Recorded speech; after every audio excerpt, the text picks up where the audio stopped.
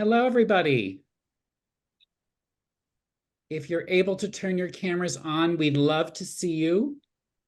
If you can't turn your camera on, we understand. Welcome, everybody, to the first session of the Reimagine series, Honeymoon and Heartbreak, the Life Cycle of Relationships. My name is Andrew Engel. Oh, look at the TV. Unmute.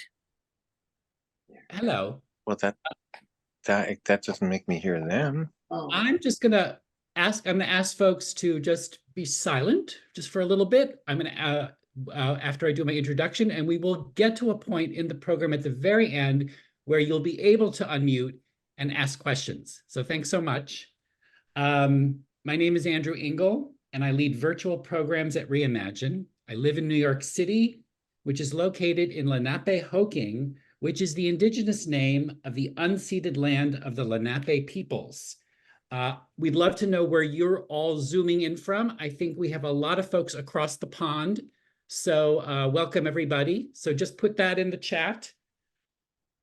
My pronouns are he, him, and I am a white cisgender male. I've got glasses, salt and pepper hair. I've got an orange wall behind me. I've got a lot of sunlight pouring in. It's a beautiful winter day with a blue sky. Today, my colleague Nicole Tan is assisting with this gathering. Hello, Nicole. Thank you so much. I want to tell you a little bit about Reimagine. We are a nonprofit organization catalyzing a uniquely powerful community, people of different backgrounds, of different ages, races, and faiths, people of no faith, all coming together to heal ourselves, our communities, and the world. We support each other in facing adversity, loss, and mortality, and to transform life's biggest challenges into meaningful action and growth. Reimagine's resources, support groups, and events like this one today are free and accessible to the public. This is made possible by the support and generosity of participants like you. So for those of you who have already made a tax-deductible donation when you registered for today's program, I want to thank you. Your gift will immediately support Reimagine's mission to help people of all walks of life to transform the hard parts into purpose and action. In this series, we've been looking at different aspects of loss, grief, and struggle through the lens of post-traumatic growth.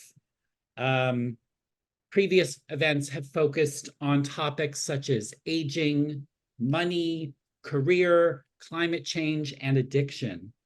I can't think of a better way to mark Valentine's Day by kicking off this series with a panel of divorcees. And I'm not being completely flippant here. I think we can create more love in this world when a relationship ends. And I've learned that from this book on divorce by Harry Borden. I also note that today is also Ash Wednesday, a day in which Christians reflect on mortality. Again, that reiterates that everything has an end. Romantic and sexual relationships are so diverse, both in terms of their duration and quality. Does anyone know of relationships that are truly 100% happy ever after? Some are passionate, some are contentious, some are healthy, some are harmful, some are decades long, and some of the most beautiful ones are 24 hours. Our hope for this three-part series is to explore a number of topics. Some questions are, how do we navigate grief associated with breakups? How can we end relationships with less bitterness? How can we use endings as catalysts for emotional and financial empowerment? How do children experience both loss and resilience after their parents' divorce? In what ways can mindfulness, spirituality, and creativity assist in repairing relationships or making decisions to end them? I hope you'll register for the remaining 2 events in this series. Nicole will paste that in the chat.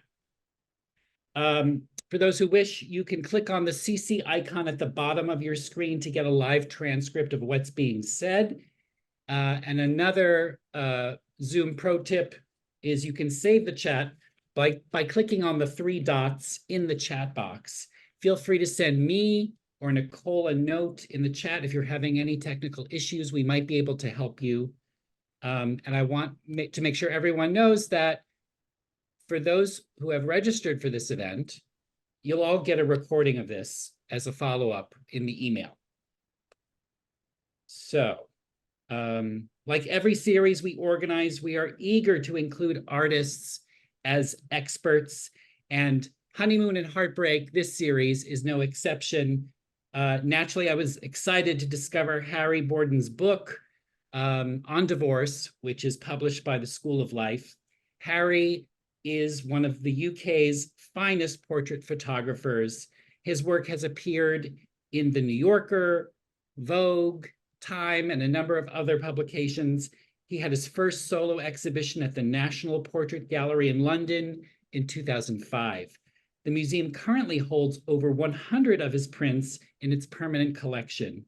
In 2014, he was made an honorary fellow of the Royal Photographic Society. His book, Survivor, a portrait of the survivors of the Holocaust, was named one of the 10 best photography books of 2018 by the Krasna Kraus Foundation. His second book, Single Dad, came out in 2021. Harry, first of all, thank you so much for agreeing to participate in this series. It's been great getting to know you. I love the diversity of all your subjects. I love that this book rejects the idea that divorce is a failure. I love that it affirms that any judgment or guilt surrounding these endings are not helpful. And what I've learned from all of your subjects, including these 3 who are joining us today, is that what's helpful in divorce is being truthful and being compassionate. I think you are all reframing endings as gateways, to self-discovery, rebirth, and transformation. I'm looking forward to hearing from all of you, particularly your stories of emotional and spiritual growth, how you discovered pathways towards empathy, curiosity, self-reflection, and how your relationships with friends, family, and romantic partners can evolve. So Harry, I'm going to hand this over to you now to just share a bit about yourself, and then we'll hear more from Sarah Ashworth, Anu Gamangari, and Nav Mirza. Harry, I'm going to start by asking you a question. What is the origin story of the book on divorce? Well, firstly, I would say that the book kind of eventually the origin story was actually the wheels coming off in my life, and up until that point, everything had gone perfectly as far as I was concerned. You know, materially, my career. I was sort of married. I had 3 children. They were all healthy. It was all brilliant.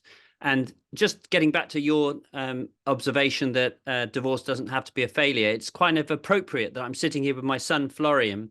Because how could anything be a failure when it's my divorce is as a result of me getting divorced? I have a 4th child who's an amazing human being, and a kind of my children are really the kind of my, you know, without wishing to sound like a born again Christian, there sort of really isn't anything else as far as I'm concerned. It's nice to be successful in your career, but it means nothing if you don't have a relationship with your children. And so that was at the core of everything when I got divorced. I'm going to share my screen and then quickly do a go through, and you can sort of get a sense of here we go. So how do I share? So let me just press play. There we are. So I in the early part of my career, the first sort of 15, 20 years, I was sort of lucky enough to photograph the great and the good. And so these are some of the portraits that I made, you know, prime ministers of the UK. I've shot them all, you know, including recent ones like Boris Johnson and David Cameron. And Jamie Oliver, his first ever shoot for when he was the naked chef and nobody knew who he was when he was just a teenager. And then, you know, relationships form as a result of that. And you end up having a fruitful relationship where, and it's actually a joyous thing, because most of the time when you're photographing celebrities, you're part of the machine that makes them famous. And so you retain a kind of detachment because you're trying to kind of, it's about kind of publishing a picture that they would be happy with. But occasionally you form relationships, and it's kind of an ongoing friendship that kind of evolves over time. This is Robin Williams, you know, for the which ended up being used on the cover of his book, and Tom Daly with his husband, who I happened to photograph when he was a teenager for a series I did about people who were kind of contenders in the future of sport. And then it was wonderful to sort of meet him again and shoot him for the cover of Out magazine, which is a magazine in the States that some people might be aware of. Oscar Pistorius, there's obviously sometimes you photograph people and the perception of them changes, you know, and it's quite a kind of interesting kind of the way that people's perception changes. And you know, somebody who can be regarded as heroic one minute can then kind of be kind of regarded as a public villain the next. And it's nice when you take a picture that stands the test of time and doesn't look ridiculous. So this picture sort of had a kind of interesting undercurrent to it that, you know, I wasn't really aware of at the time. And I sort of still, this was taken sort of when he was at the height of his powers. So these are just some of my pictures: Lenny Kravitz, Michael Hutchence, the Spice Girls. And, you know, it was kind of a superficially an exciting thing to do, you know, very kind of you know, people are interested at dinner parties, but ultimately I was realizing that something was missing, and I wanted to do things. I wanted to take pictures that were kind of more interesting, and I felt it was incumbent upon me to use my skills to an intelligent end. And so with that in mind, I started doing projects, sort of self-funded projects. And that was, as you mentioned before, Survivor, a portrait of the survivors of the Holocaust. So I traveled the world, and over the course of 10 years photographed 200 survivors, and I asked each of them to write a sentence in their own handwriting. My father was Jewish. He was an atheist. I grew up in the Southwest in the UK, so I never met any Jewish people. So it was kind of an exploration of my identity. And an enormously rich experience. And then that led on to this, which was basically, that's a picture of me. And it was in the month after my now ex-wife, Jane, announced that she'd met someone else and she didn't want to be with me. And I didn't know how to respond. And I kind of, this is a sort of very personal picture. And when you were talking about being personal, I thought I'd put it in there. And it basically was a desperate attempt to try and... I'm sorry. What's that? I'm sorry to interrupt you, but are you trying to share a photo with us? Yeah. Can you not see it? No. Oh, I needed to share. Let me go back. Sorry. It's good. It's very good. I didn't share the screen, did I? So I'll go back a little. Yeah, sorry about that. I think we got to there. I didn't share the screen. Okay. There we go. Everyone can see that, can't they? Yes. So, so basically, I was like I said, this is Lenny Kravitz and Michael Hutchence, and you heard me. You know, it's seductive doing these people, but I sort of had a feeling, a sort of hollow feeling that it wasn't an end in itself. You're part of the machine that helps other people kind of sell their book or publicize their film, and I wanted to do something that had more meaning. This is Rupert Murdoch, Sir Paul McCartney, Radiohead, Kanye, and Gillian Anderson. And so that, with that in mind, this is my book, Survivor, the portrait of the survivors of the Holocaust. I assume everyone heard me talking about it. So I photographed everybody, and then I got them to write a sentence in their own handwriting. And it was a mind-blowing experience, because I realized that actually one could be master of one's own domain and actually take creative control and actually explore things that you felt that you were invested in. And as I said, I didn't meet any Jewish people, and I didn't really never been to Israel or anything like that, and so it was kind of a natural thing for me to sort of feel that I wanted to explore. And then this is the picture I was talking about, which is a very personal picture, which I unearthed recently. I'm embarrassed about it. My ex, she'd met someone else, and I responded in the only way I knew as a photographer. And I sort of took a picture of myself in the snow, and I sort of drew this heart on my chest. And the idea that I would win her back by behaving like a complete lunatic, it seems bizarre now, but it did kind of the process of going through of that divorce did kind of germinate or spark a kind of creative renaissance. And I responded after the dust settled, and I realized that I had to sort of actually live with the situation as it was rather than the way I wanted it to be. And I had no control. Someone else was involved. If someone loves someone else, then you just have to kind of work with that.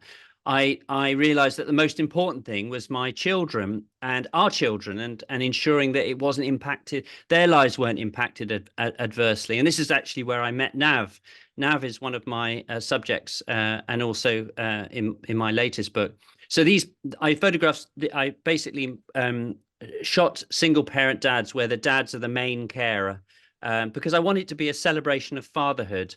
So each person, I asked them to tell me what they love about being a dad and how they became a single parent dad. And when it was suddenly a collaboration like that, and it's very much a collaboration, everyone in the book got a copy of the book, and it was the same with the Survivor book.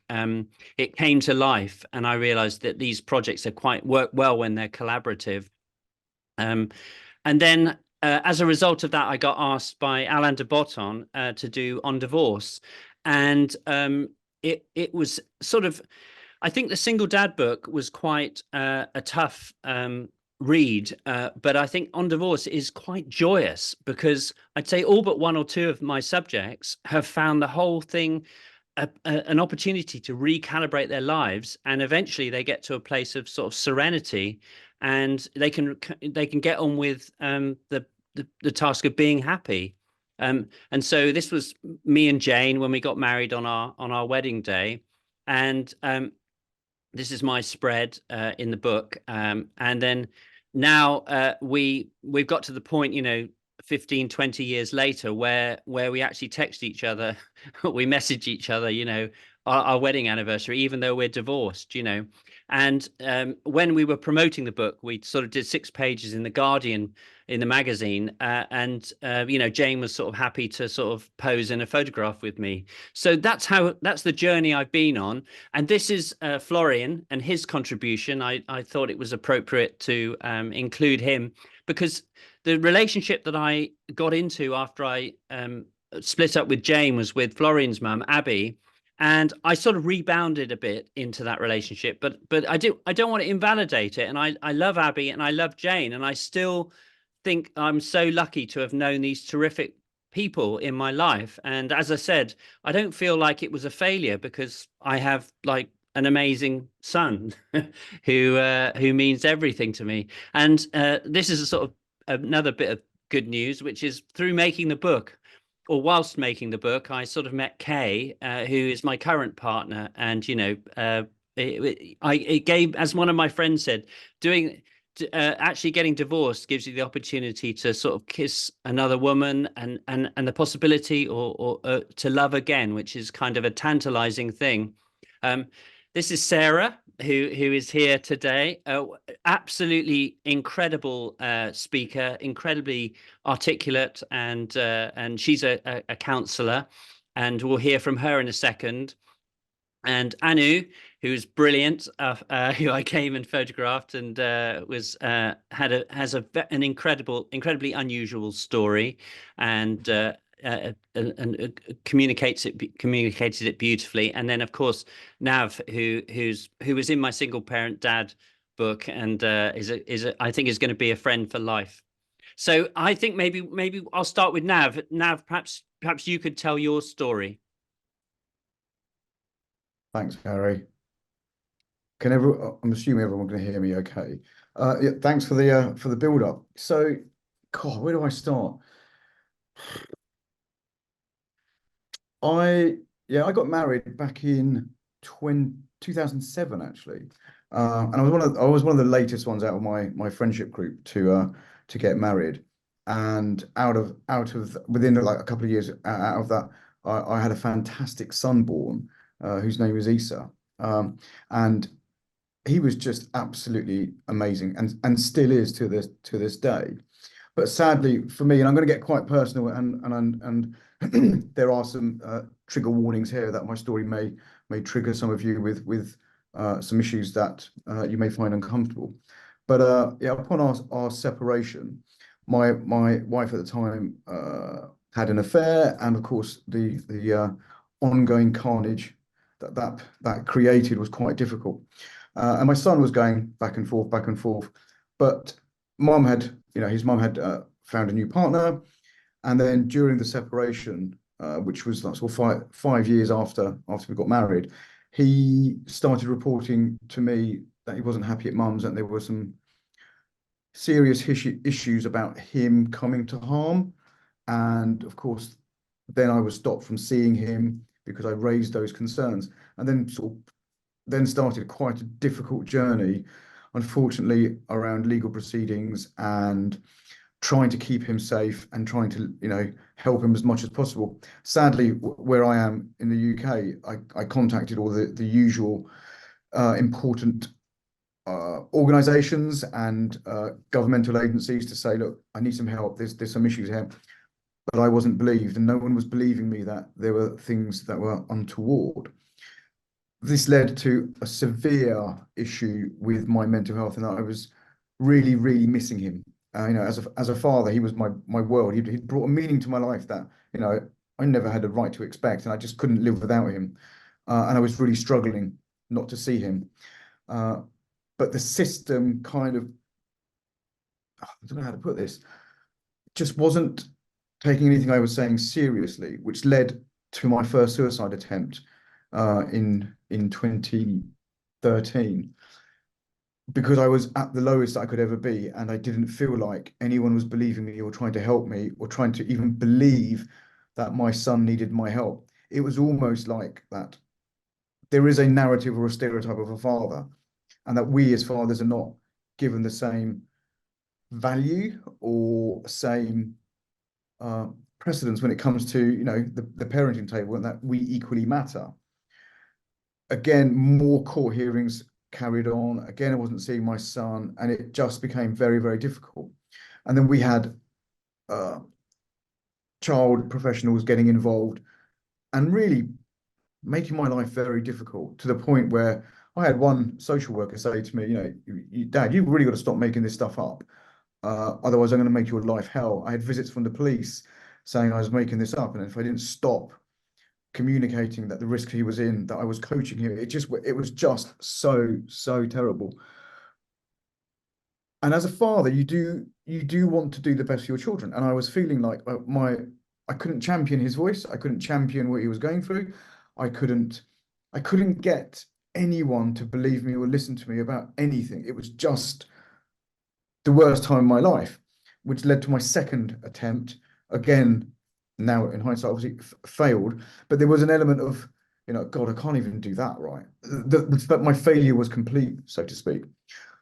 And then in 6 weeks after that second attempt, I had a visit from another social worker who basically said to me, and I'm massively shortcutting this, we've re-looked at your file, we've reinvestigated, and we're really sorry to tell you that you've been right for the last 18 months. And there has been a failure in the statutory agencies in protecting your son. He's been checked over by the ambulance at the moment. We suggest that he now lives with you full time. So in 2015 started my next journey when new court cases and he was put into my full-time care. And then I left who I was and became suddenly a single dad. And then started the next journey with, now what do I do? All my friends are at work. Single dad's life of dropping his child off at school, picking him up. No one talked to me, and I didn't know what to do. And this went on for a couple of years. And obviously, he was having trauma counseling, and he was getting as much support as possible. I was getting a bit of support, but it was a very lonely road. But out of this, there was that feeling inside me that I can't be alone, and that what I have been through, there's got to be other men out there. There's got to be other fathers who have been through a similar journey, who have equally got to where I've got to, and we must be a community. So I started a charity, a non-profit organization in the UK called Dads Unlimited, and created a Facebook page and started reaching out saying, look, this is my story. Any other guys out there who can share it?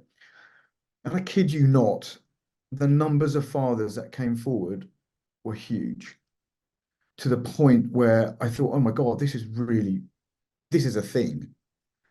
And in 7 years, when I started it in 2017 to where we are now, coming up to March 2024, the charity's been going for about 27 years, and we've helped nearly 5,500 fathers across the UK with their issues, their mental health, and trying to link together issues to do with how do we value fatherhood? How do we help men and fathers who are probably in an existential crisis around being valued, about being appreciated? How do we change the narrative? How do we break stereotypes and the mold of dads just want to be hands-on? We do want to be hands-on, but we want to be valued. We want to be respected. And that what we say about keeping our children safe is actually the same. We just want that value. We want the recognition. And we now sit on parliamentary committees. I advise the government on issues around father inclusive practice, about unconscious bias, how that can get in the way. And so it's been an incredibly successful journey for me. And last year I was really lucky that GlaxoSmithKline and the King's Fund, which is a international health think tank, gave us an award of the best charity in the United Kingdom for 2022 for our contribution towards raising awareness of fathers and family breakdown, but also for contributing to reducing and preventing suicide amongst this population. So it's been a phenomenal journey. But I've also, through all of that, look back and think, well, if I hadn't had that divorce, if these things hadn't happened, wouldn't be where I am now. And it's been a bit of a cathartic journey, although paved with moments of despair and anguish. I've got to a really nice place, and I've got a phenomenal relationship with my son. He's now 16. So we've been together nearly 11 years now, just me and him. And the way that we've moved the dial in society, especially around the UK, around the value of fatherhood, the value of dads, and that the work we do with our fathers who are going through family breakdown, divorce, separation, it doesn't have to be that difficult. It's about supporting these men with their mental health and supporting their journey. But I look back and, it's also tarnished me. I mean, today's Valentine's Day, and I'm a little bit scared of going into a new relationship, being completely candid with all of you, because I'm just afraid. I'm just slightly scared that this may or may not happen again. And I've got myself into a great place, and I just feel worried, because my son is a phenomenal kid, but he would also latch on quite quickly to a new partner, and if that went wrong, how would he feel? So there's all these things, that go through my head. But it was a terrible, terrible time for me. But I've been able to get out of this and hopefully do a little bit of good for others and help them on their journey. But basically try to focus everything on, we need to do better for our children, and we need to, where there is acrimony in family breakdown or divorce, separation, it doesn't have to be meted out on the children. We've got to focus on them, keep their voices at the heart of everything, and do the best we can, because they're our future, and they need us more than anything. Is that all right? That's great. Let's hear from Anu. Hi, my name is Anu. I don't even know how I'm going to follow that, because that was an incredibly amazing story. And Nav, you're such an amazing speaker. I'm kind of intimidated now. So I know the book is called On Divorce, but I'm not coming out of a divorce. I came out of a really long-term relationship. So I was with someone for 13 years, and it was a relationship filled with love, but a lot of sort of complications as well. And I got into the relationship when I was when I was 20, so I think I was really, really young, and very quickly we had a daughter together. And over the 13 years, the relationship just kind of became more about raising our child together. And within that process, I think we kind of lost that the partner love that you have, and it became more of a roommate kind of situation. And yeah, and there were instances of cheating, but I just found it really difficult to move out of that relationship, because I wanted to do right by my daughter. And coming from, you know, from a South Asian community, it is really important to, you know, stay together. And there is so much emphasis on, you know, you just deal with it, you just kind of stick together, and whatever you do for your kid. And so that's exactly what I did. Everything that I did for my kid. But eventually it got to a point where I thought to myself that if my daughter doesn't see any love between the relationship that I am in right now, that's not what I want her to learn. That's not what I want her to think she should accept in her relationships going further. And we decided to part ways, and thankfully it was really amicable, so much so that we still live together while I went on this journey of self-discovery and realizing that I am queer and never had an opportunity to explore that side. And right now I am I've been in a relationship since the past 5 years with my current partner, who is a woman. And within all of this, I think all three of us kind of think about my daughter, and her well-being is always in the forefront of all the decisions that we kind of make. So yeah, I mean, that's my story in short. That's fantastic, Anu. A wonderful story. And also, I'd like to underline what you said about Nav. I mean, Nav is an amazing guy. There's very few people that are in both books. Well, I think there's only one really, and that's Nav. So it's sort of a testament to his specialness. Sarah, do you want to tell us your story? Well, how do you follow those? That they are such powerful stories, but the powerful stories because that you know, people are reinventing their lives again, and they're not becoming victims to it, but they're becoming their own heroes of their own journey, which is amazing. My story is I was married young. I was married at 21, had 2 children, quite happy, but when we were younger, alcohol was quite prevalent in society, and slowly my husband had a lot of alcohol. He needed a lot of alcohol.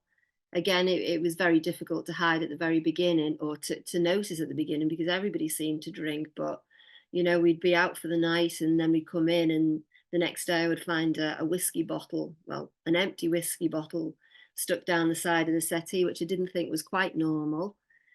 But we persevered, and his drinking habits persevered as well. He was a functioning alcoholic, but there was always bottles hidden everywhere, and his behaviour became quite erratic, and it was very, very difficult.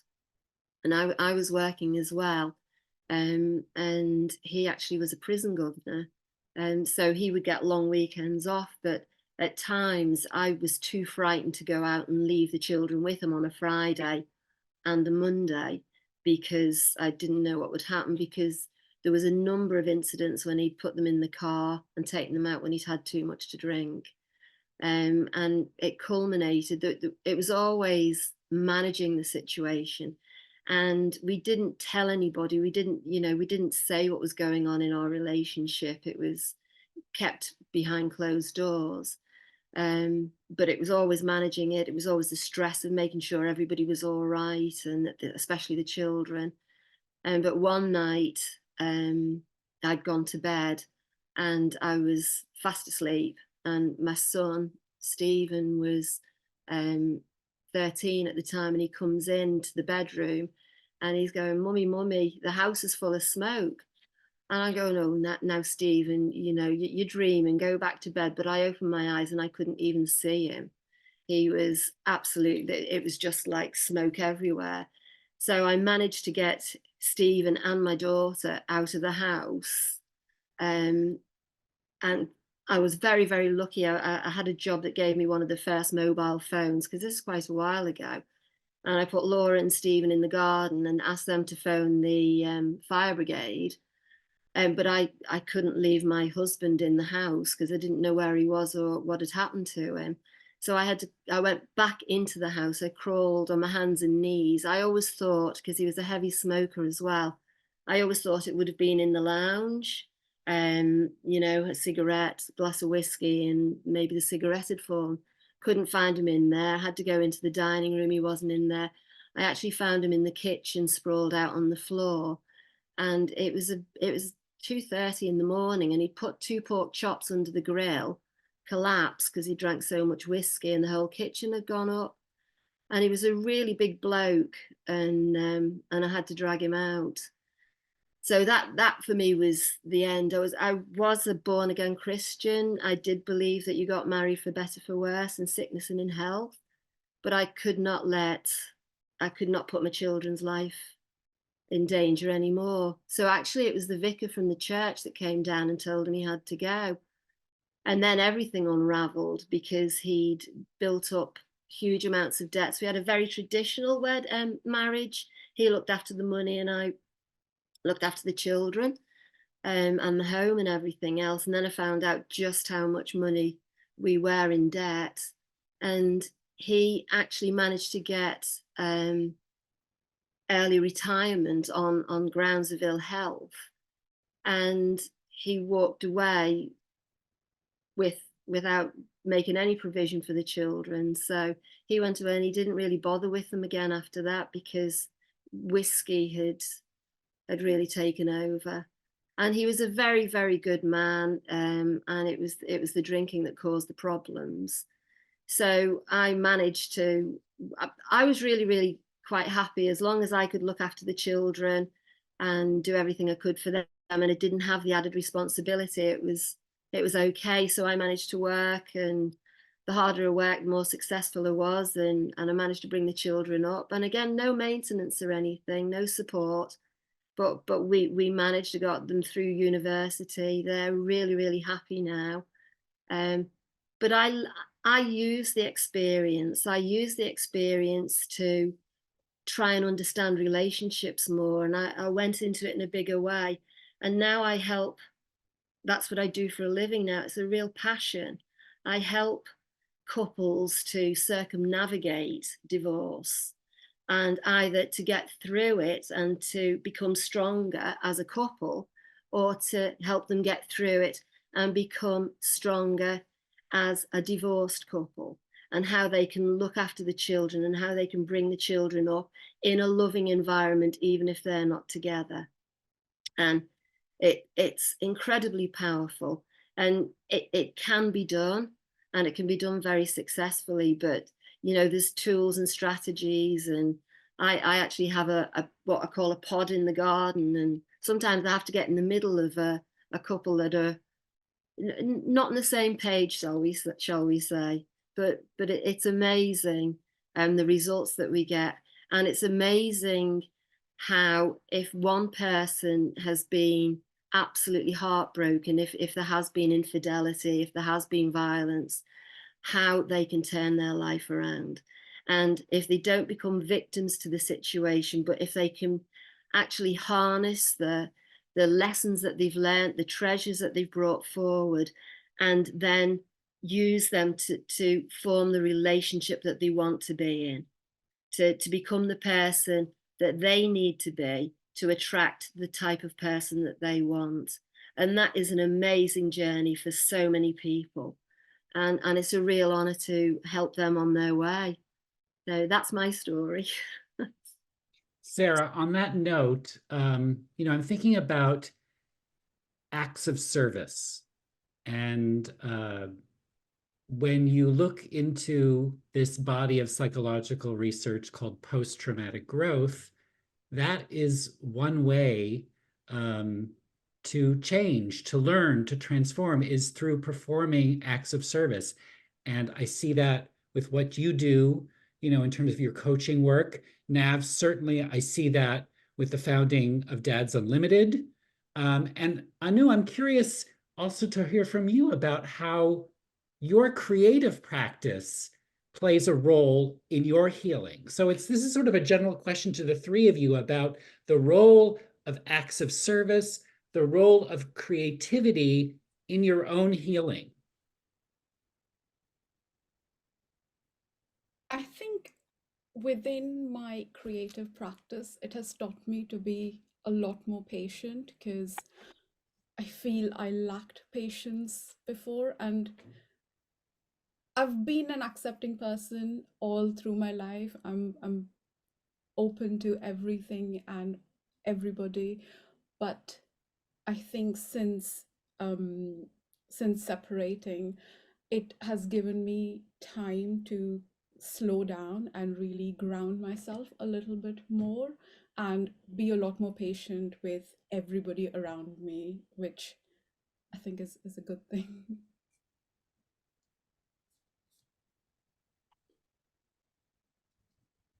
Nav and Sarah, do you have any reflections?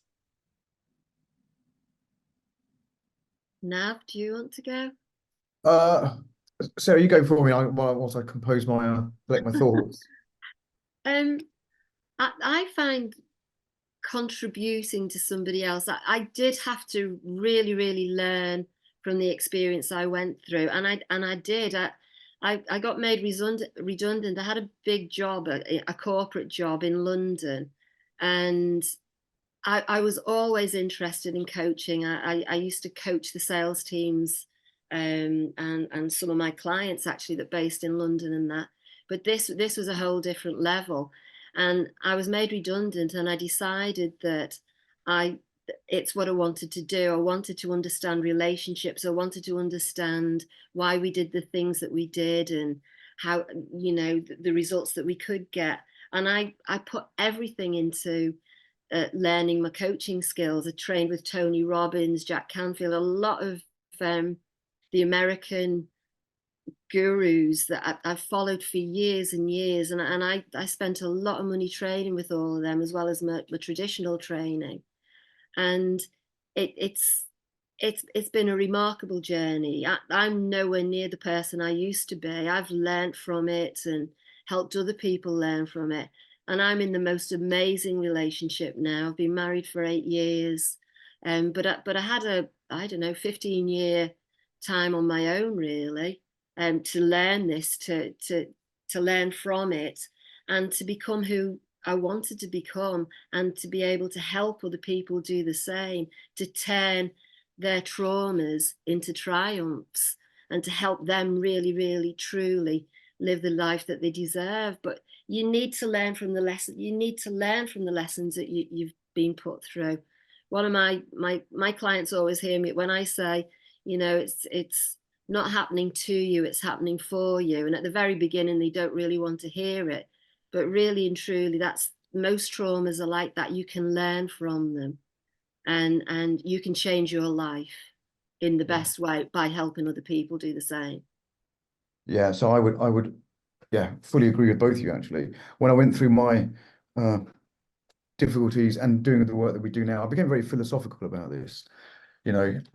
And what I try to do is I echo some of the words or the theories or philosophies of people like Albert Camus, or I read a lot about the Greek philosophy, and there was a really good phrase by Aeschylus who once said, he who learns must suffer. And actually, that's kind of what we do. And then I took the the essence of absurdism by Albert Camus, who basically said, in a nutshell, it's about giving meaning to people in meaningless situations. And that's kind of what I do and what we do in the charity, and what my team does and what I do, is that it's such a rewarding thing to have people come to you at their most vulnerable, at their most lowest, at their most fragile, and actually work with them to rebuild them, empower them, and give them meaning. Because that's the fundamental thing that I think happens during family breakdown, divorce, separation, whatever. Is, I often said in a lot of my speeches, that, and I can only talk from the male lens, that you start life as an I, don't you? I do this, I do that, I do that. You then form a union and you become a we, us, everything starts to join. And when that goes, you go back to I. And within there somewhere is an identity crisis, because if you've been married for, say, 20 years, then who are you? And then you have to introvertedly look at yourself and think to yourself, so what do I do now? And what I say to a lot of the dads that we work with is, actually at that moment, at that precipice where you're looking down at the abyss and thinking to yourself, now what do I do? I don't know what's next. How exciting. How exciting that you don't know what tomorrow is going to be, because that's your canvas to paint whatever color you want. And that's about reintroducing meaning. And that's about fundamentally two things, I think. One, giving another human being a purpose, and two, giving them belonging. So my non-profit is about, you belong to me and my organization, and you can be one of our tribe, because we are humans and we're all tribal to some extent. So you belong with us, and we will help you find some meaning and purpose in your life. And if that is simply being the best father you can be to your children, that's the best thing that could ever be. And the bit I love most is that when we look after these guys, and at the other end, their kids sometimes send us cards, or we get a photo of the dad back with his children. And they always say, you make the impossible possible. That's all the reward we need. But it's really looking deep inside of you in that kind of philosophical way to make a tragedy and take it and make it mean something and make a difference to others. I think we are all, to all intents and purposes, connected by one way or another. And it's our job to remember that and lift people up and not keep them where they are. Thank you so much, Nav, Anu, Sarah, and Harry, for being part of the Reimagine tribe and this tribe gathered here today.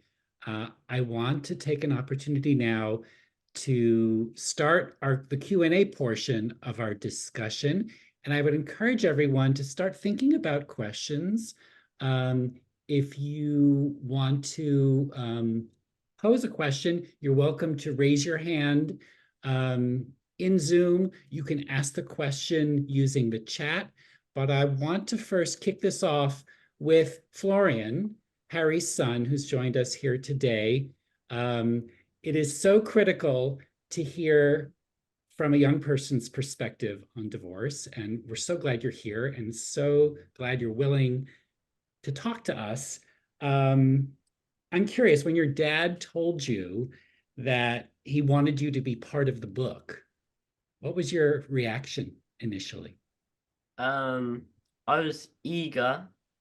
I thought it would be quite like a good platform to express my feelings, not just in general, but also my parents were going to see it and they could see, like, I could really be honest, and a good bonding experience to express my feelings. And was your mom on board from the very beginning after your dad asked you?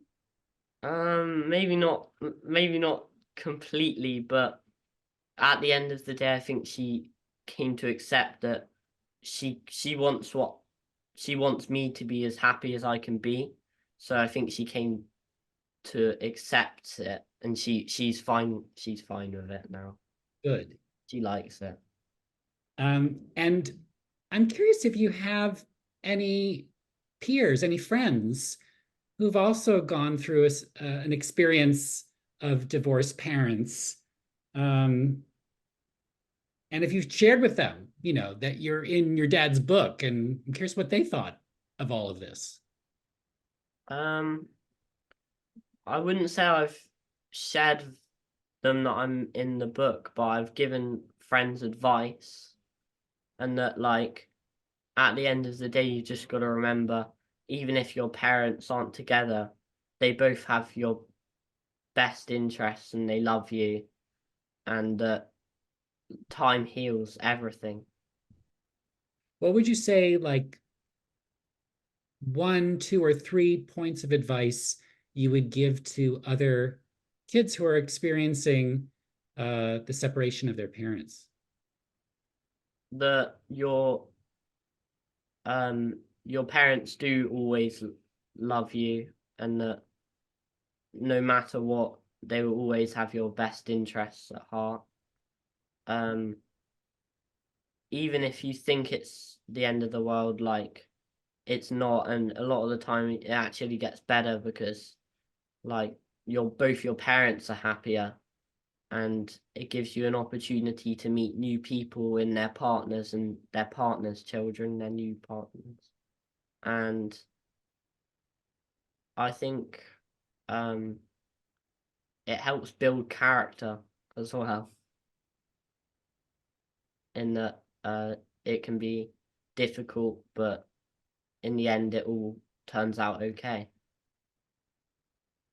Thank you so much, Florian. I'm curious if anyone might have any questions for all of our esteemed guests today. For those of you who are on video, you're welcome to raise your hand. And also I encourage Nav, Anu, and Sarah, if you have questions for each other, please feel free to ask that.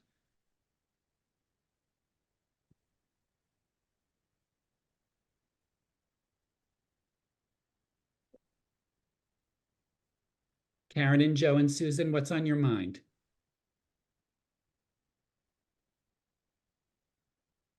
Yeah, first. Oh, Ahira, go ahead. Hi, can you hear me? Yes. Yep. Hello, everyone.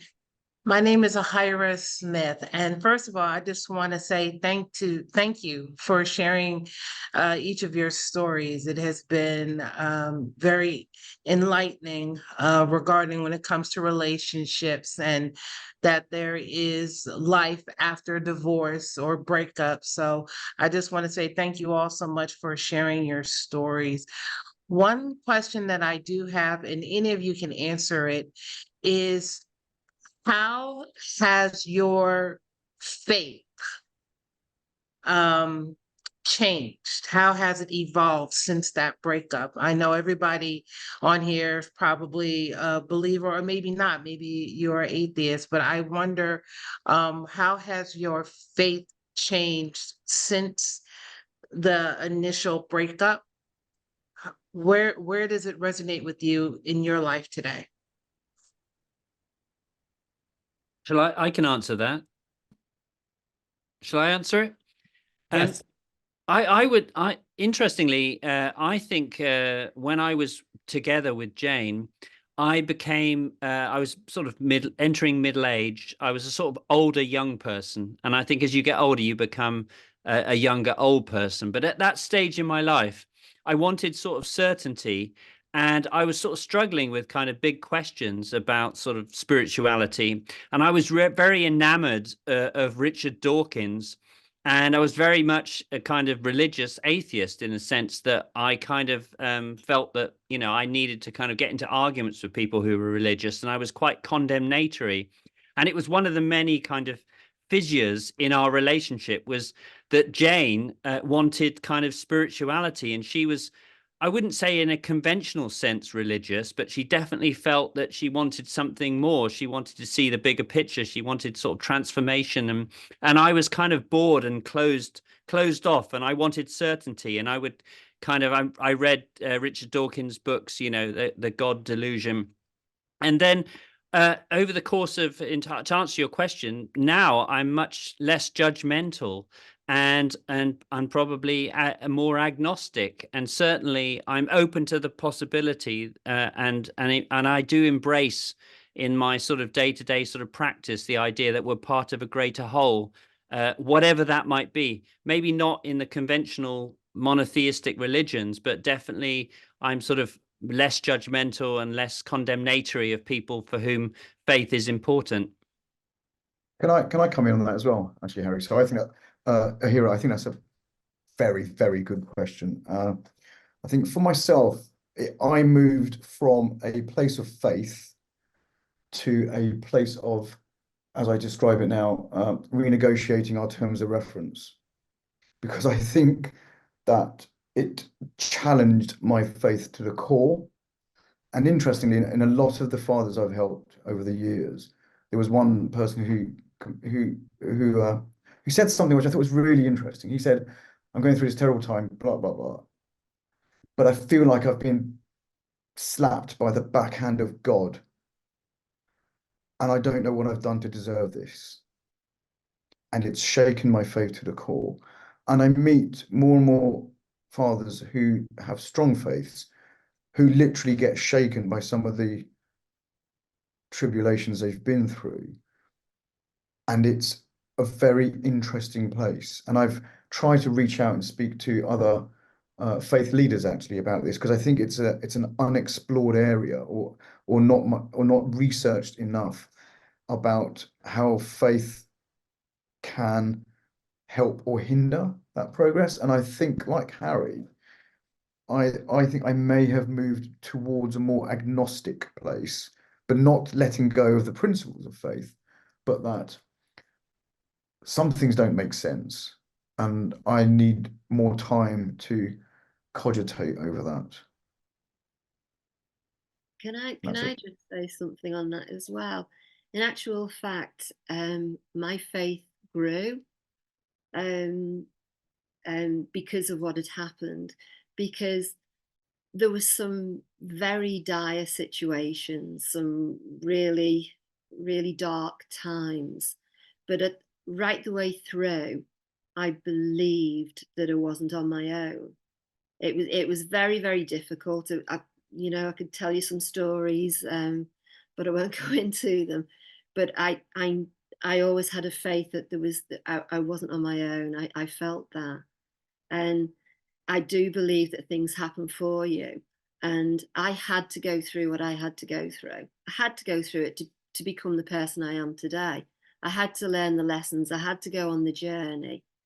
But when the times were at their worst, I did feel that I wasn't alone. And I've just come through a very recent journey now, where I've just been through breast cancer, and I've been for my last radiotherapy treatment today, and everything's worked really, really well. And I've got really, thank you. I'm very happy. I'm going to go out and celebrate after this. But I've got really, really curious about why I've been going through this. And already I know that it's helped, because I've worked right the way through, because that's my passion. And I know that the story has already helped people, if it's been appropriate, obviously. And I know it'll carry on, because there were certain things that happened during it that were more or less miraculous. So, it's another step on my journey. It's to be a teacher, you have to keep on learning, and it was something I had to go through as well. So yeah, it strengthened my faith. Thank you. Thank you all so much for sharing. Appreciate it. Ira, thank you for your question. On that note, I'm curious, mindfulness can be part of this broad idea of spirituality, and I'm curious if any kind of mindfulness has been helpful to all of you going through this process. I'll quickly. I won't monopolize the time, but I definitely saw it as an opportunity to try things that I'd hitherto been very scathing about. So, I remember we went on holiday together, and my ex was sort of talking about having felt that she'd lived before, and I was so condemnatory and so kind of judgmental. And as a kind of cynical way of trying to win her back, I just opened myself up to all possibilities. And I did a Vipassana meditation retreat, which was 10 days of silent meditation. I'd never done it before. It was really, really hardcore. The guy that she wanted to be with was really into meditation, so it was kind of a pathetic kind of a way of kind of competing with him and sort of trying to get her to sort of see that I could be spiritual. But it ended up being an amazing experience, one that I sort of draw strength from now, sort of almost 20 years later. So definitely, and that was in an era before people really talked about mindfulness, because it was in 2009. But it's still kind of, and it's an extraordinary experience.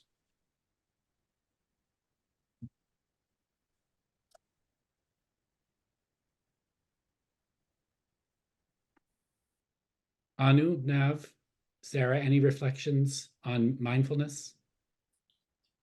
Not so much on mindfulness, but I think I would like to go back to the faith question. So I grew up in a deeply Christian household. So I come from a family of pastors. So this whole, breaking up and going separate ways and coming out has really questioned my faith, and to a point where sometime in the past I was like, oh, I don't know if I want to subscribe to the brand of Christianity that my family subscribes to. So now I feel like I have branched into a segment of Christianity where I think to myself, this all should be okay. It should not. Why hate on other people just because for who they are? And it has led me to have my own brand of faith.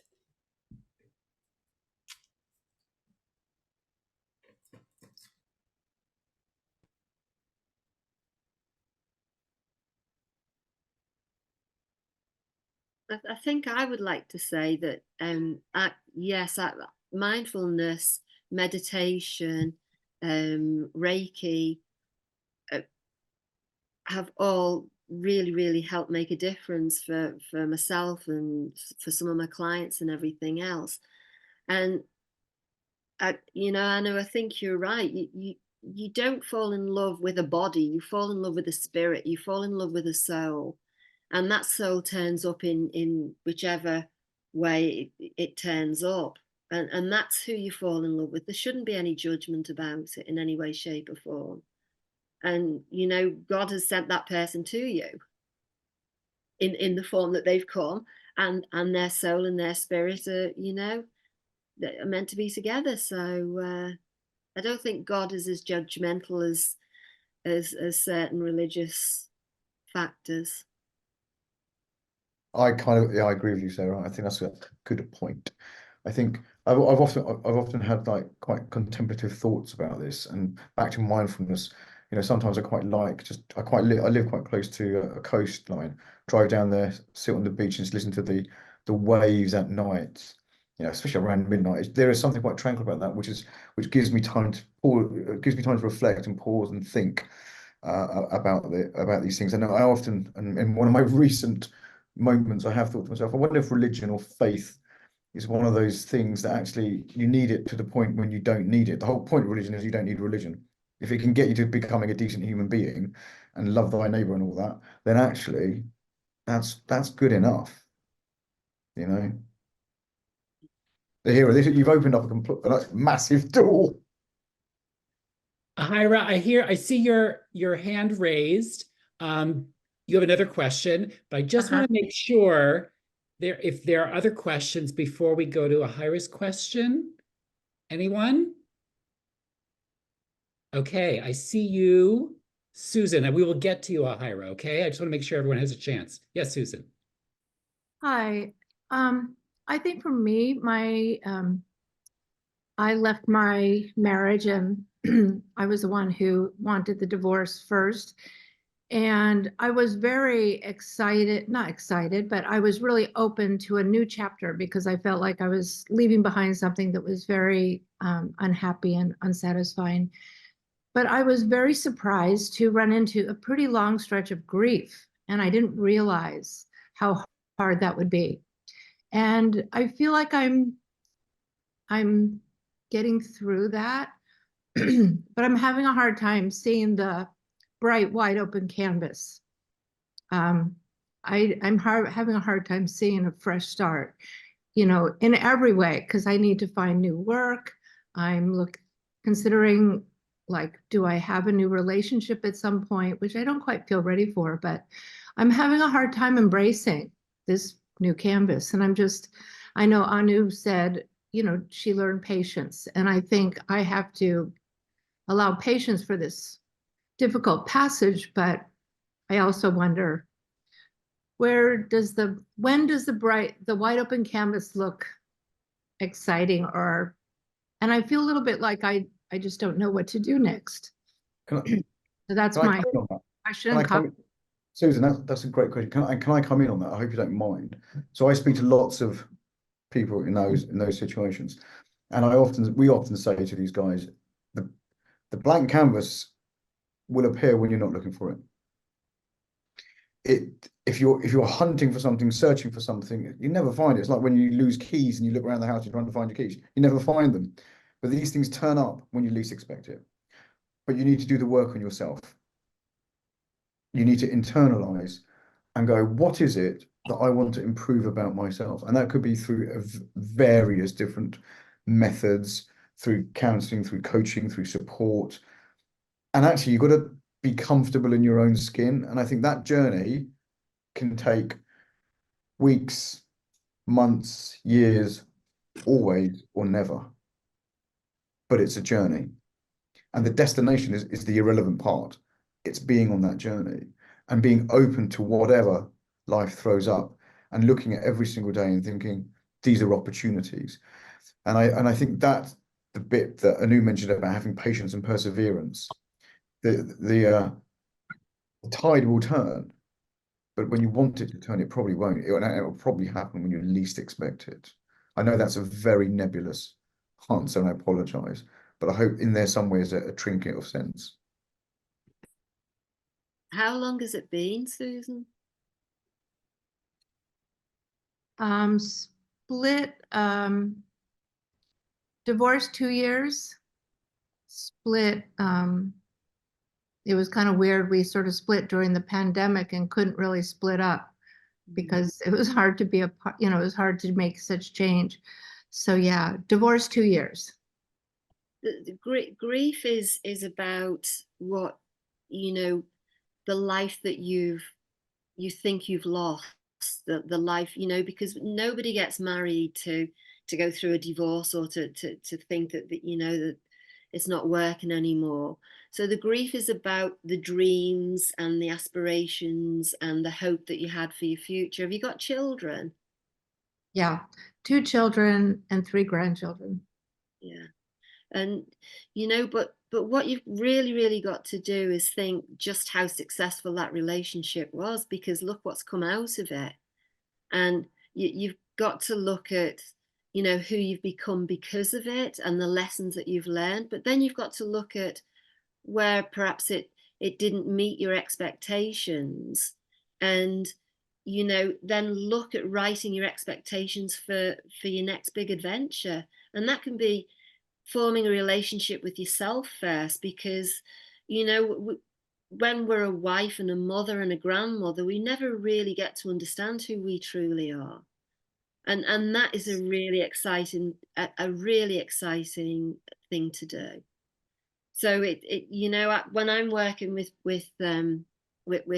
my clients and that's where, if you know, if that's where they're at, if they're worried about the future or contemplating the future, it's, you know, first of all, what's the future? What future do you want to create? And then who do you have to be able to create that? And that then gives you your signposts. What do you want to be doing? Do you want to be going traveling? Do you want to be taking up art? Do you want to, you know, start a new career? All sorts of things. But just sort of like look at, you know, have that dream, have that visualization of, if this was the, you know, the best year of my life, what would it look like? What would I have done? Who would I be? And then what do I need to bring that, you know, into my life? Yeah, thank you. Can I also just, after that, I think as human beings, it's so easy to get bogged down by the bigger picture and constantly thinking of, you know, what's far ahead in the future and what it is that I want to achieve, that you forget about the little wins that you have every single day. I don't know if Nav and Sarah would agree with me, and at the risk of sounding like a Hallmark card, yeah, the little wins matter so much. They really do matter so much. I got out of bed today. For me, that is a huge win. That's what I was looking forward to. So, you know, don't look for the light at the end of the tunnel, but yeah, like Nav said, concentrate on your journey as well right now, and really enjoy the moments, the little moments that you have. Mhm. Yeah, I agree with both what you said. And actually, I'm a man who loves quotations and stuff like that, and I read a lot. And there's a really good quotation by Edith Hamilton, which says, you know, as human beings, we are not made for safe havens. Life is basically an adventure, and the fullness of life is in the hazards of life. And at our worst, whatever life throws at us, there is that within us which can turn defeat into victory. And that for me is what I use, and that's what I use for loads of our clients. It's focusing on the small bits where you can triumph, and then joining those dots up and saying, God, I've done this in a week. I've achieved that. And then slowly you build momentum. I think as human beings, and working with lots of the men we work with, I want it fixed now. I need to be at this destination now. I need to be here now. I need to be doing this now. And it's about slowing down and saying, hold on a minute, you've gone through a traumatic event. This takes time. And I think exactly what Anu said, it's focusing on the small bits, the small little wins. And from that will come the journey that you're meant to be on. I think it was a huge win to have all of you here with us today. And thank you for all of you who joined us. It is those small, sweet steps, even just coming to this event today. I hope this was helpful for everyone. I'm so grateful to Harry Borden, Florian Borden, Nav Mirza, Anu Gamangari, and Sarah Ashworth for your insights, your wisdom, your vulnerability, all that you shared with us today. And I hope all of you gathered will sign up for the next 2 sessions. Next Wednesday, Amy Brown leads a workshop to navigate breakups using mindfulness. And in our final session, 2 weeks from today, Amy Chan and Danae Logan, 2 leading authorities on healing hearts, discuss the steps necessary to grow after grief, particularly all those unfulfilled expectations that we may have had about our relationships. So thank you for joining again, and I hope to see all of you next week and the week following. And buy Harry's book. Okay. Bye, everybody. Thank you. Bye, everybody. Bye.